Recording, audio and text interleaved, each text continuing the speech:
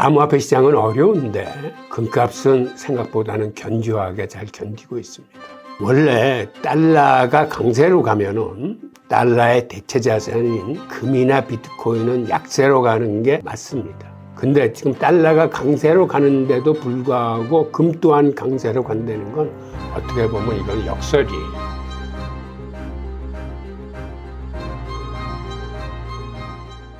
안녕하세요, 홍익희입니다. 오늘은 코인은 떨어지는데 금값이 다시 오르는 이유와 금값 전망을 한번 보겠습니다.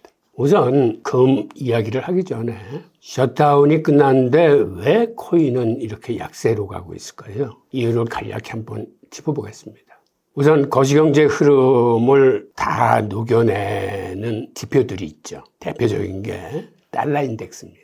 달러 인덱스가 하락 추세로 가다가 최근에 멈칫멈칫하더니 강세 쪽으로 머리를 들기 시작했어요. 달러가 강세로 간다는 건 세계 자산 시장에 있던 달러들이 본국으로 회귀를 한다는 의미입니다. 즉 이거는 글로벌 시장 측면에서 보면 자산 시장의 일종의 악재입니다. 예를 들어서 우리나라 시장에서 주식시장이나 채권시장에서 외국인들이 매도를 하고 그 자금이 미국으로 흘러 들어간다는 얘기는 우리 주식시장과 채권시장은 하방 압력, 즉 가격이 떨어지는 겁니다. 마찬가지로 중요한 지표가 또 하나 있습니다. 그게 미국 10년물 국채 금리입니다. 10년물 국채 금리가 시장 금리의 대표 금리입니다.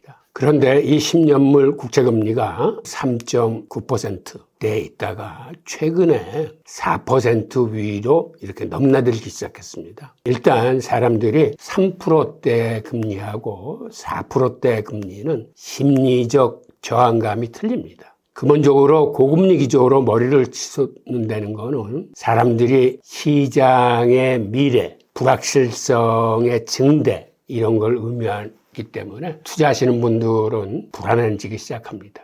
지금 시장에 무슨 일이 있구나. 투자 심리가 좀 얼어붙어 가는구나. 이런 걸 느끼게 되는 거죠. 이 두 가지 중요 지표들이 과거의 흐름과 다르게 지금 위험 신호를 조금씩 보내고 있는 데다가 설상가상으로 가장 중요한 요인은 시중에 단기 유동성 자금이 말라붙기 시작했습니다. 그래서 지난 10월 달에 오버나이트 금리라고 은행들이나 대규모 투자기관들이 급전이 필요할 때 하루 땡겨서 빌려 쓰는 금리가 3번 발작을 일으켰습니다. 발작을 일으킨 건 무슨 뜻이냐면 지금 미국의 기준금리가 3.75% 하단과 4% 상단을 갖고 있는데 그 얘기는 단기 금리는 대부분 이 안에서 노는 게 정상입니다. 그러니까 4% 위로 치솟는다는 거는 시장에 문제가 생기는 거예요. 그런데 한 3번 정도 4.2, 4.3%까지 금리가 발작을 일으키면서 시중의 단기 자금이 말라붙었습니다. 이게 금융권이나 기관 투자자 입장에서는 굉장히 예민한 위험한 요인들이에요. 특히 연준도 바짝 긴장을 했습니다. 시중의 유동성이 이렇게 말라붙으면 잘못하면 신용경색이 오고 신용경색은 외환 위기로 치닫을 수 있습니다. 이게 최근의 시장을 억누르는 가장 중요한 요소고 그 다음에 또 하나는 주식시장에서 AI 테마에 대한 버블 우려가 커지면서 GPU라든가 클라우드라든가 테슬라, 엔비디아 이거 거품 낀 거 아니야? 라는 의구심들이 시장에 퍼지면서 기술주들이 하락하기 시작했습니다. 그런데 그러다 보니까 일단은 위험 자산을 매도해야 되겠다라는 의식이 커지면서 한마디로 가장 고위험 자산이라고 인식되는 암호화폐 시장이 가장 큰 타격을 받았습니다. 그래서 비트코인 가격도 지금 연일 하락세를 보이고 있는 겁니다.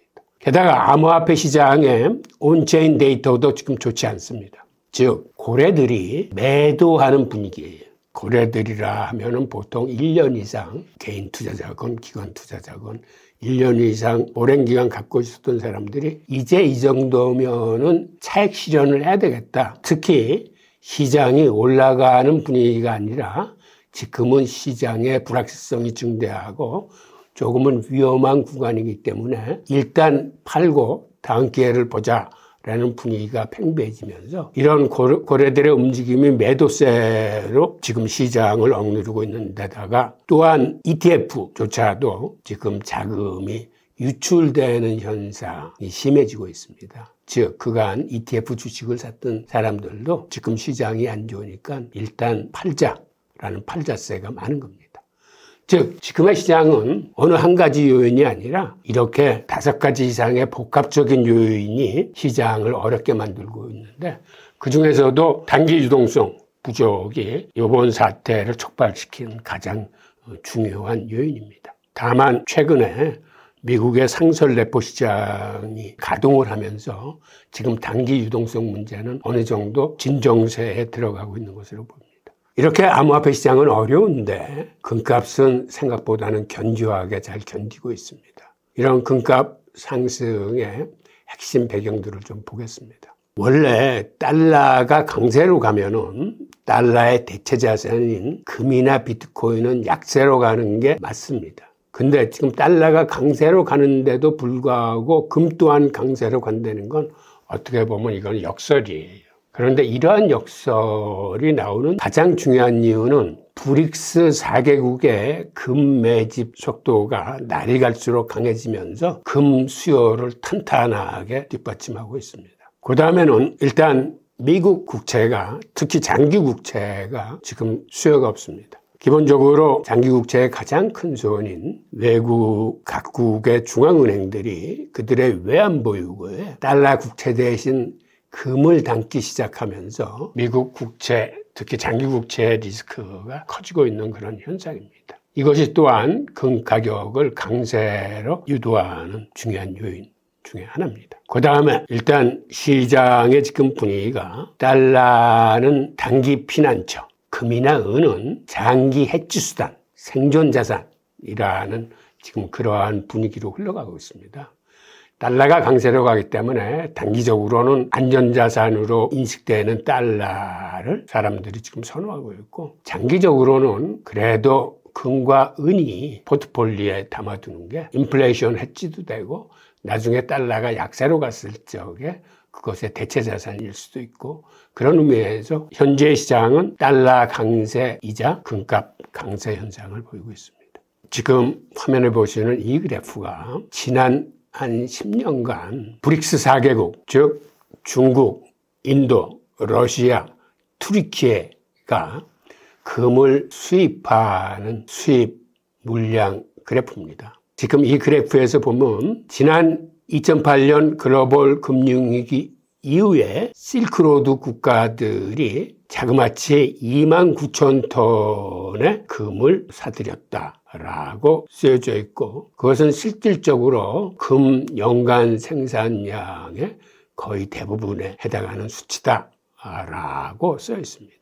즉 중국, 인도, 러시아, 투르키예가 지난 10여 년 동안 세계의 금 생산량에 거의 맞먹는 수치의 금을 대대적으로 수입하고 있음을 알 수 있습니다. 그렇다면 금 생산량은 어느 정도가 될까요? 지금 이 그래프가 최근 들어서 급격하게 늘고 있는 금 생산량을 보여주고 있는데 최근 들어서 금 채굴 기술이 발달을 해가지고 과거 시대에 비해서는 금 생산량이 늘어나고 있습니다. 이 그래프는 2020년 초반의 그래프인데 그때까지만 해도 연간 생산량은 3,100톤 정도 됐습니다. 지금은 이거보다 좀 많아서 연 한 3,500톤 정도의 금을 생산합니다. 그런데 이 대부분 4분의 3 이상을 브릭스 국가들이 수입을 하고 있습니다. 그러다 보니까 미국이 그간은 금 가격 결정권을 갖고 있었는데 이제는 브릭스 국가들한테 주도권을 뺏겼어요.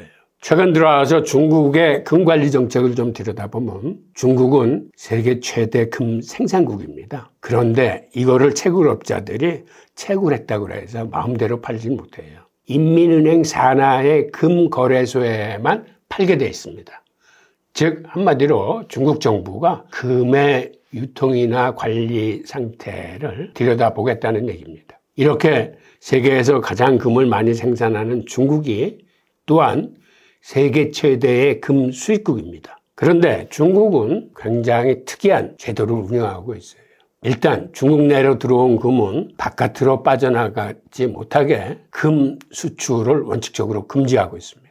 그리고 이것의 실효성을 갖기 위해서 상하이의 금 선물 시세를 미국 뉴욕의 금 선물 시세보다 약간 높게 형성해 놓습니다. 즉 어느 개인이 금을 몰래 반출해서 해외에 팔면은 오히려 손해보는 구조를 만들어 놓은 겁니다. 오히려 중국 내에서 파는 게 해외에서 파는 것보다 금 가격을 더 높게 쳐받을 수 있기 때문에 근본적으로 중국에 들어간 금은 해외로 빠져나가지 못하게 하면서 일종의 금 매집 작업을 중국이 하고 있는 겁니다. 관련해서 브릭스가 지난해 취한 행동을 한번 보겠습니다. 브릭스가 탈달러화를 선언하고 모든 시스템을 탈달러 쪽으로 지금 맞춰서 준비 중에 있는데 그 중에 하나가 무역 통화를 금 기반으로 발행하겠다라는 계획을 러시아가 제안한 바 있습니다. 일명 브릭스 유닛이라는 무역 통화는 금 40%와 브릭스 통화 바스켓 60%를 기반으로 찍어내는 근본이 디지털 화폐입니다. 이 정도로 브릭스는 금을 기반으로 한 실물화폐를 추진할 정도로 금에 대한 애착 그리고 앞으로의 통화 주도권을 가져가려는 그러한 의도를 보이고 있습니다. 이 계획에 인도는 반대를 했어요. 그래서 지금 추진이 정체되어 있는 현상인데 인도가 또 최근에 미국과 상호관세 때문에 틈이 심하게 갈라졌기 때문에 이게 앞으로는 어떤 방향으로 진행이 될지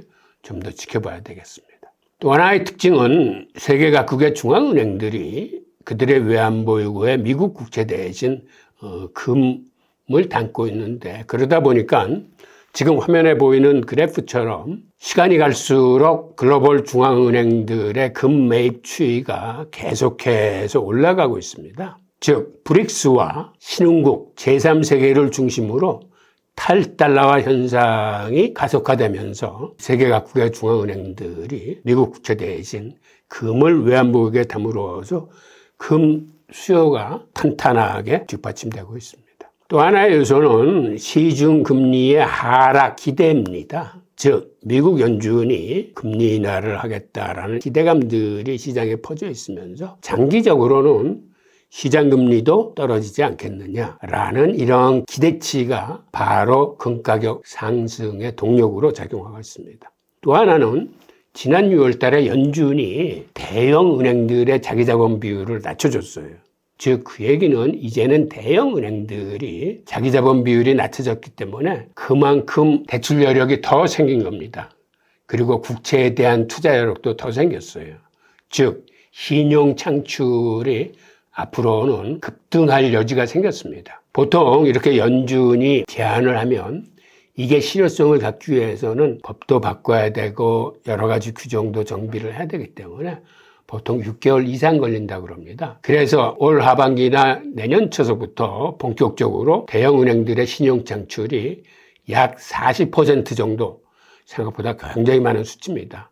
현재 은행이 갖고 있는 자금의 40% 이상의 유동성이 늘어나는 거기 때문에 굉장히 큰 수치인데 문제는 지금 법 제정이나 규정 정비가 좀 늦어져 가지고 이게 다소 지연되는 그런 상황이 있습니다. 그러다 보니까 단기 유동성도 지금 밑바닥을 보이고 있고 여러 가지 자금 사정이 좋지는 않지만 앞으로는 결국은 시중의 유동성이 풀리겠구나 하는 기대감이 있는데 이런 기대감이 또한 금값 상승을 유도하고 있는 겁니다. 조금 전에 말씀드린 대형은행들의 자기자본 비율 완화에 대해서 지금 보이는 그래프인데 이걸 그들의 용어로는 보완적 레버리지 비율이라고 부릅니다. 이 규제를 완화한 건데 연준이 지난 6월 26일 날 이 규제 완화를 발표했고 이로 인해서 지금 그림에서 보이는 것처럼 기존 은행 자금 100분의 자기 자본을 5%는 갖고 있어야 된다. 그래야 뱅크런이나 이런 데 대비할 수 있다라는 건데 이걸 3.5%로 낮춰줬다는 얘기는 자기 자본 비율이 감소하는 게 아니라 자기 자본 비율은 100 중에 5를 갖고 있고 이거를 3.5%로 치환을 하면 결국은 은행의 자산이 140으로 팽창된 걸 의미합니다. 그러니까 지금의 자산 100에 비해서